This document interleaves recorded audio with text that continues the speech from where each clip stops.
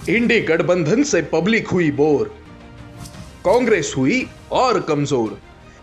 केजरीवाल पर बवाल, क्या कमल करेगा कमाल? दिल्ली में दंगल, किसका होगा मंगल? सवाल अनेक, सही जवाब एक। देखिए हिंदुस्तान पोस्ट। नमस्कार। हिंदुस्तान पोस्ट के इस खास कार्यक्रम दिल्ली में दंगल में आपका स्वागत है। मैं हूं महेश सिंह और मेरे साथ इस समय दिल्ली में जो चुनावी महासंग्राम चल रहा है उस बारे में बात करने के लिए दिल्ली से मौजूद हैं वरिष्ठ पत्रकार और विशेषज्ञ, राजनीतिक विशेषज्ञ नरेश वत्स जी। नरेश वत्स जी बताएंगे कि सर्दी के मौसम में दिल्ली में राजनीतिक पारा किस तरह से चढ़ा हुआ है। नरेश जी, इस समय सर्दी बहुत कड़ाके की है और लेकिन राजनीतिक पारा बहुत गरमाया हुआ है और अब तो घोषणा पत्र भी तीनों पार्टियों के मुख्य जो पार्टियां उनकी आ गई है, तो किस तरह के दंगल चल रहे हैं दिल्ली में? नमस्कार सभी हिंदुस्तान पोस्ट के दर्शकों को। दिल्ली का तापमान आज कुछ ठीक हुआ है क्योंकि आज भाजपा ने जो तापमान है वो थोड़ा सा सरद से थोड़ा गर्म कर दिया है, क्योंकि आज महिलाओं के लिए एक बार फिर भाजपा ने पिटारा खोल दिया है। 2500 रुपए जो है वो प्रतिमाह भाजपा भी महिलाओं को देगी। यानी कि केजरीवाल की जो राजनीति लगातार मुफ्त रेवड़ियों बांटने की थी, उस पर आज भाजपा ने अपना संकल्प पत्र जारी कर दिया है। महेश जी, जिस तरह से लगातार महिलाओं को केंद्र में बनाकर भाजपा ने महाराष्ट्र में चुनाव जीता है, हरियाणा में चुनाव जीता है, वही प्रयोग जो है वो दिल्ली में दोहराने की बात कही है। इतना ही नहीं, जो सिलेंडर है होली और दिवाली पर एक एक सिलेंडर वो मुफ्त देगी और 500 रुपए की सब्सिडी भी दी जाएगी। गर्भवती महिलाओं को 25 महिलाओं को भी दी जाएंगी, दिया हाँ, जाएगा। गर्भवती महिलाओं को भी 25,000 रुपए की जो राशि है वो दी जाएगी और झुग्गी झोपड़ी में जो भोजन है वो भी बहुत कम दाम पर जो है वो उपलब्ध कराया जाएगा। यानी कि अब तीनों ही पार्टियों के घोषणा पत्र आ चुके हैं। उसमें अब ये तय हो गया है कि इस बार का जो ये चुनाव है वो कहीं ना कहीं, उसको आप मुफ्त की रेवड़ियां कहें, सोशल सिक्योरिटी कहिए, या फिर महिलाओं को जो है वो राहत देने की बात कहिए। क्योंकि ये जो पूरा चुनाव है, आपने देखा है कि जिस तरह से पूरे देश का मिजाज रहा है, चाहे वो मध्य प्रदेश रहा है, महाराष्ट्र रहा है, सभी राज्यों में जिस तरह से महिलाएं बढ़ चढ़कर हिस्सा लेती हैं और बिहार में भी आपने देखा है, तो वही प्रयोग जो है सभी राजनीतिक दल कर। तो ऐसा लग रहा है कि ये जो पिछले जो लोकसभा चुनाव के बाद का जो सिनेरियो है देश का, विधानसभा चुनाव में महाराष्ट्र में, हरियाणा में, झारखंड में भी वो पूरा महिला ओरिएंटेड, महिलाओं पर फोकस हो गया है। महिलाओं के कार्यक्रम जो है उन पे जो है फोकस होने की वजह से तीनों में, जैसे झारखंड में जो है झामुमो, झारखंड मुक्ति मोर्चा ने भी महिलाओं के लिए एक योजना शुरू की थी, उसको फायदा मिला। महाराष्ट्र में जो है लाड़की बहन योजना का फायदा मिला महायुति को, और इसी तरह हरियाणा में भी फायदा मिला। तो अब दिल्ली में भी इसी तरह के माहौल देखे जा रहे हैं। महिलाओं को रिझाने की कोशिश की जा रही है, उनको महिला मतदाता है उनको अपनी ओर आकर्षित करने की बहुत कोशिश की जा रही है। करीब करीब 75% जो घोषणा पत्र में जो योजनाएं हैं वो महिला ओरिएंटेड है, महिलाओं पर फोकस है। क्या कहेंगे आप? ये महिलाएं डिसाइड करेंगी कि दिल्ली में किसकी सरकार होगी और कौन विपक्ष में बैठेगा और किसको खाली हाथ रहना पड़ेगा? देखिए, बिल्कुल आपने एक महत्वपूर्ण सवाल उठाया है कि अब ये पूरे देश में चुनाव जीतने का एक स्टैंडर्ड पैरामीटर बन गया है। महिलाओं को क्यों राजनीतिक दल इतना महत्व दे रहे हैं, उसके पीछे है क्योंकि महिला हमारे परिवार की एक धुरी है, वो परिवार को बखूबी चलाती है। यानी कि जो उसकी सोच समझ है वो किस तरह से परिवार को आगे बढ़ाती है, उसको चलाती है। तो राजनीति में भी महिलाओं ने सरकार बनाने में अपनी महत्वपूर्ण भूमिका निभाई है। आपने देखा होगा कि जिस तरह से शराबबंदी का जो मुद्दा था, नीतीश कुमार ने वो उठाया था कि शराब को उन्होंने बंद किया, तो उसका आज तक महिलाएं लगातार उनको समर्थन देती रही हैं और यही वजह है कि नीतीश कुमार लगातार बिहार के मुख्यमंत्री बने हैं। महाराष्ट्र में भी आपने देखा कि किस तरह से महायुति गठबंधन ने महिलाओं को जो लाड़की बहन योजना वो दी है। लेकिन इसमें महत्वपूर्ण सवाल ये है कि महिलाओं के लिए, चाहे वो कांग्रेस है, चाहे वो आम आदमी पार्टी है, चाहे वो भाजपा है, उसने घोषणाएं महिलाओं के लिए की है, लेकिन किस पर महिलाएं विश्वास करेंगी, किसकी गारंटी पर जो है बहुत वो बहुत विश्वास।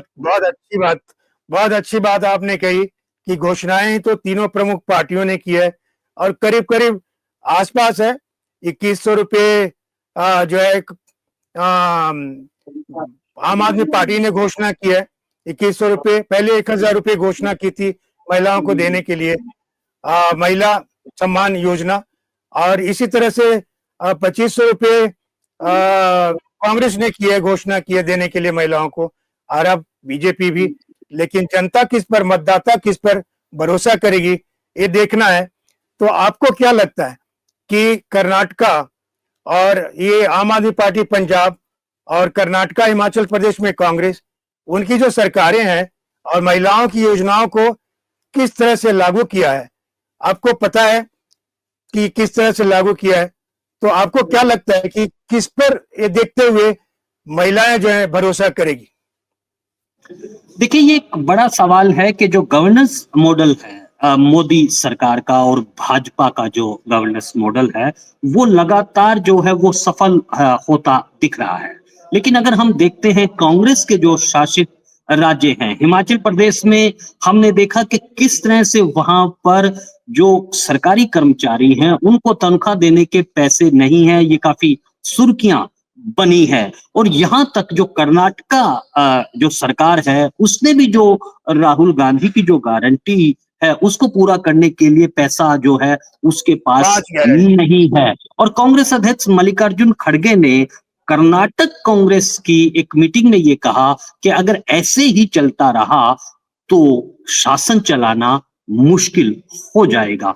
तो ये एक अभी दो धाराएं चल रही हैं कि क्या जो मैनेजमेंट है वो किस राजनीतिक दल के पास है, या किसकी गारंटी पर, किसकी घोषणाओं पर, किसके संकल्प पत्र पर जनता भरोसा करेगी। दिल्ली का केस बिल्कुल अलग है, क्योंकि जैसा आप जानते हैं कि अरविंद केजरीवाल जो है वो मुफ्त की जो रेवड़ियां हैं उसके वो जनक कहे जाते हैं। हालांकि कुछ ये मुफ्त की रेवड़ियों से कुछ एक जो वर्ग है वो नाखुश रहता है, लेकिन आज ही केजरीवाल ने एक सवाल है यहाँ पर। अभी दिल्ली चुनाव से आने पहले दिसंबर में सबसे पहले केजरीवाल, अरविंद केजरीवाल जो है, उन्होंने घोषणा की कि महिलाओं को 1000 रुपये प्रति माह दिया जाएगा। उसके कुछ ही दिनों बाद उन्होंने बढ़ा करके 2100 रुपये कर दिया। तो ये क्या मतलब पूरी तरह से चुनावी एक षड्यंत्र या चुनावी जो है रेवड़ी बांटने वाला कल्चर पैदा कर रहे हैं? और दूसरी बात है कि पंजाब में आम आदमी पार्टी की सरकार है, वहां भी 1000 रुपये महिलाओं को देने की घोषणा की थी, लेकिन अभी तक किसी को भी पैसा वो नहीं मिला, 1000 रुपया। तो ये इस तरह से जो एक उनकी शासित सरकार है वो दे नहीं पा रही है। अब दिल्ली में घोषणा कर रहे हैं कि 2100 रुपया महिलाओं को देंगे। किस तरह से वो जनता को, मतदाताओं में किस तरह से संदेश जा रहा है? देखिए, यही एक सबसे बड़ा महत्वपूर्ण सवाल है।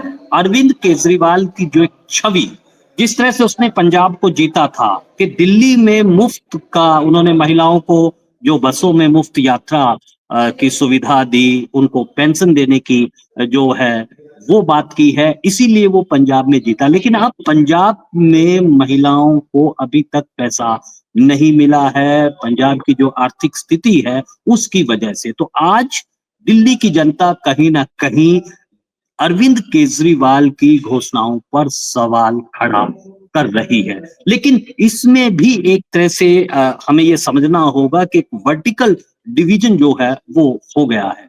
जो मध्यम वर्ग है वो कहीं ना कहीं से अभी तक जो है अरविंद केजरीवाल की नीतियों से वो नाखुश नजर आता है। लेकिन जो जे क्लस्टर है, जो झुग्गी झोपड़ियां हैं, जो अनादृत कॉलोनियां हैं, वहां पर अभी भी अरविंद केजरीवाल की इन घोषणाओं का असर है।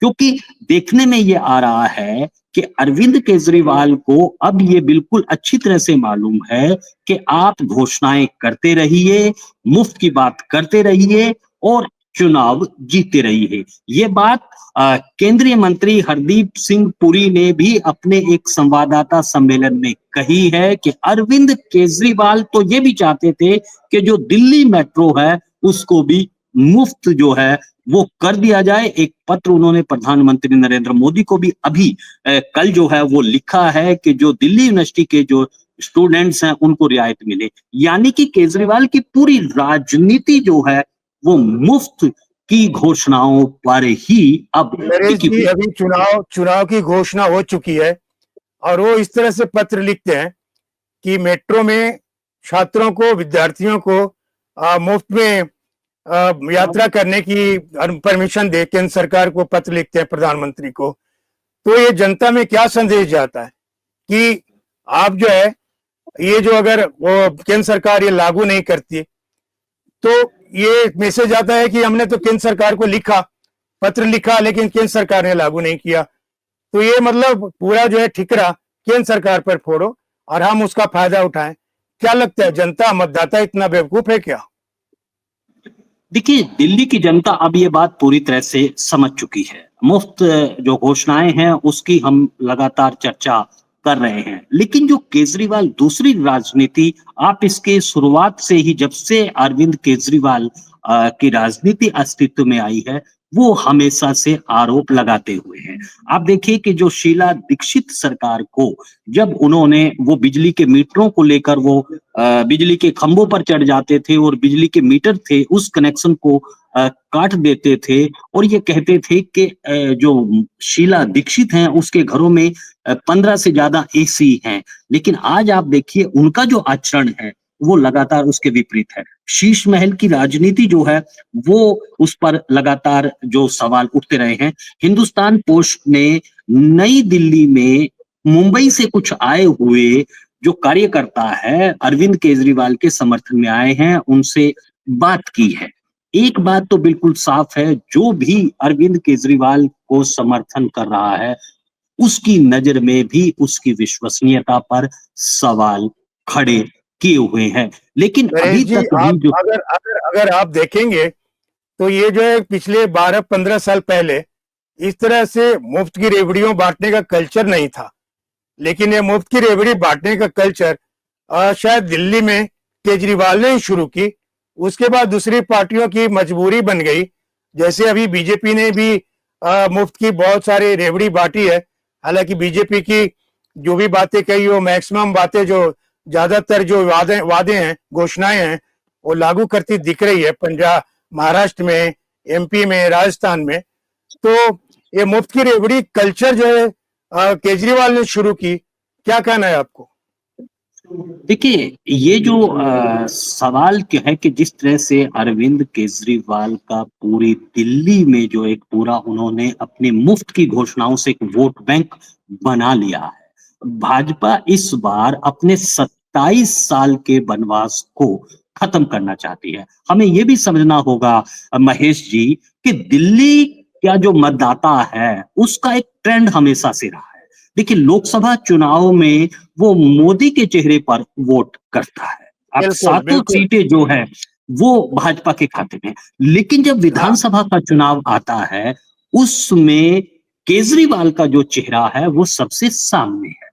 केजरीवाल ये सवाल बार बार उठा रहे हैं कि आखिर भाजपा का दूल्हा कौन है, क्योंकि उसको अपनी मुफ्त की घोषणाओं पर, अपने एक वर्ग पर बहुत भरोसा है। और केजरीवाल एक बात पर बहुत ही तरीके से काम करते हैं, जैसे कि वो कहते हैं कि भय के बिना प्रीति नहीं है।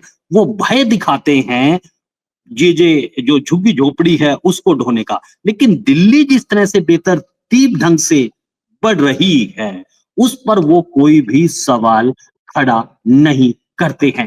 अभी दिल्ली के जनता को ये बात समझ में आनी चाहिए कि केजरीवाल एक के बाद एक झूठ बोलते रहे हैं। सबसे पहला झूठ उन्होंने ये कहा था कि मैं मुख्यमंत्री बनूंगा तो ना बंगलो लूंगा, न गाड़ी लूंगा और कोई भी सुविधा नहीं लूंगा। लेकिन उन्होंने अपने एक भी वादे पूरे नहीं किए। वो शीश महल उन्होंने बनाया 39,000 कुछ करोड़ रुपए खर्च करके, उसकी सजावट रिनोवेशन में खर्च किया, गाड़ियां, सारी सुविधाएं उन्होंने ली। इसके बाद जो है अन्य तरह की बातें उन्होंने की। दूसरी बात है कि जब चुनाव आया तो हनुमान जी के मंदिर में गए और अध्यात्म के शरण में चले गए, जबकि पिछले 5 साल तक उनको कोई हिंदू याद नहीं आया, तुष्टीकरण की राजनीति करते रहे। इस तरह की जो बातें हैं वो मतदाताओं को क्या इस बार समझ में आएगी?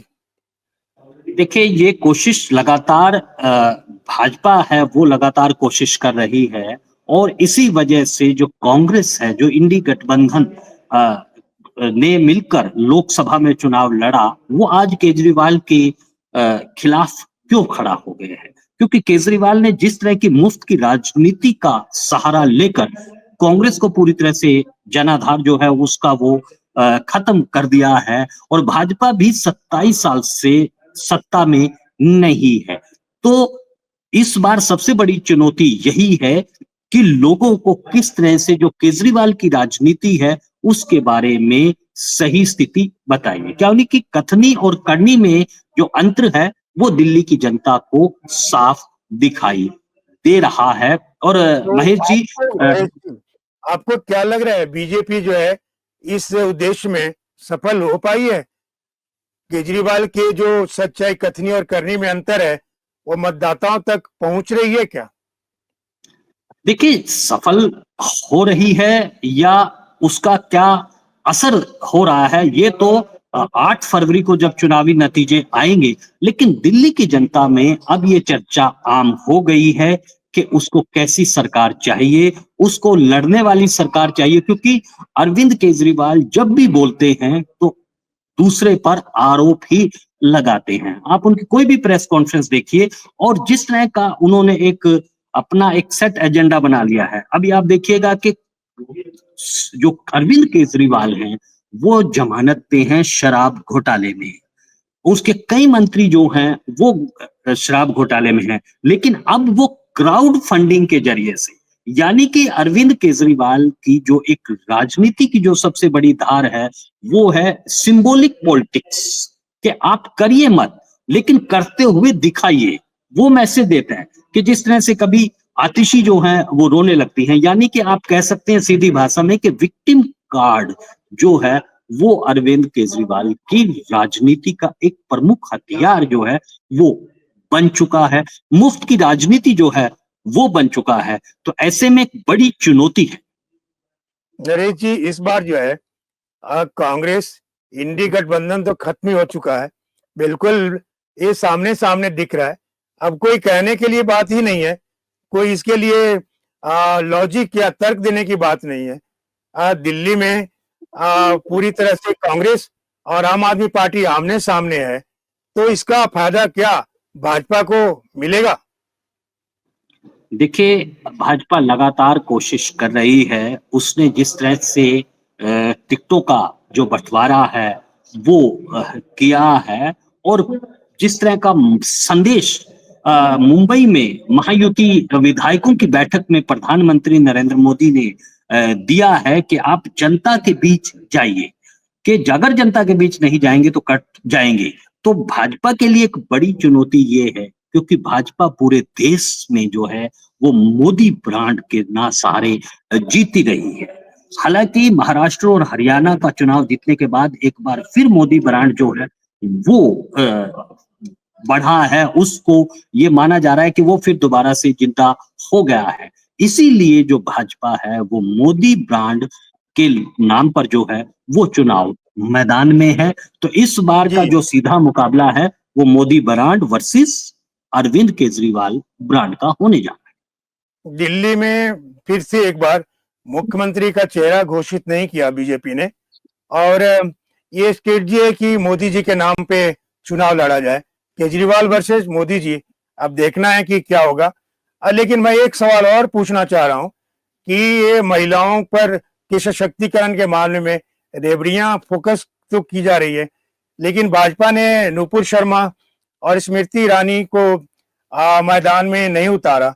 तो क्या ये कौन सी क्या ये कोई रणनीति के तहत हो सकता है?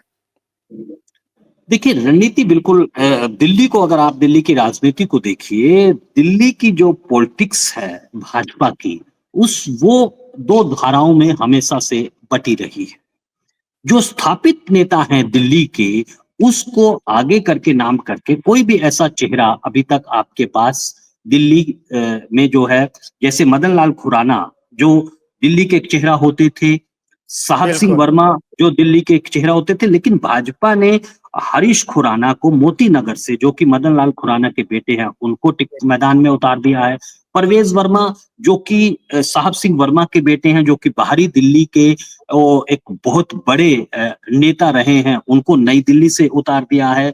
रमेश विधुड़ी जो कि काफी चर्चित सांसद रहे हैं, उनको आपने कालका जी से भाजपा ने उतार दिया है। यानी कि नामी चेहरों को तो उतारा है। आपने जो सवाल किया है कि आखिर नुपुर शर्मा को चुनाव मैदान में क्यों नहीं उतारा गया, उसके पीछे वजह साफ है, क्योंकि दिल्ली का जो चुनाव है उसका संदेश न केवल पूरे देश में जाता है, बल्कि उसका विदेशों में भी इसका असर होता है। तो भाजपा नुपुर शर्मा के नाम पर कोई भी जोखिम नहीं ले सकती है। हाँ, उसने जोखिम लिया है कपिल मिश्रा के नाम पर, जो कि हिंदुत्व के एक मुखर जो स्वर है वो लगातार से हो रहे हैं। उन्होंने मोहन बिष्ट का जो टिकट है उनको मुस्तफाबाद से दिया है, करावल नगर से उनको टिकट नहीं दिया है। इसीलिए स्मृति ईरानी भले ही दिल्ली की हूं, लेकिन स्मृति ईरानी क्योंकि अभी तक अमेठी की राजनीति करती रही हैं, ऐसे में अगर उनको दिल्ली का गया तो इसका भी एक संदेश जाता कि आपने अमेठी को छोड़ दिया है। यानी एक ही हार के बाद जो है अब मैदान से बात होगी। भाजपा का बिल्कुल। जो इस समय शीर्ष नेतृत्व है वो इस बात को चाहता है कि पार्टी में उसको आगे बढ़ाए, जो पार्टी के लिए कुछ त्याग करता हो, बिल्कुल। सेक्रीफाइस करता हो। तो ये था हमारा खास प्रोग्राम दिल्ली चुनाव को लेकर। दिल्ली में दंगल, और असली फैसला जो है 5 तारीख को मतदान है, और 8 तारीख को मतों की गिनती के साथ में होगा। तब तक इस तरह की बातें होती रहेगी, विश्लेषण होता रहेगा, और लोग अपने अपने तरह से आकलन करते रहेंगे। इसी के साथ में ये प्रोग्राम यहीं खत्म करते हैं। अगले प्रोग्राम में फिर मिलेंगे। नमस्कार।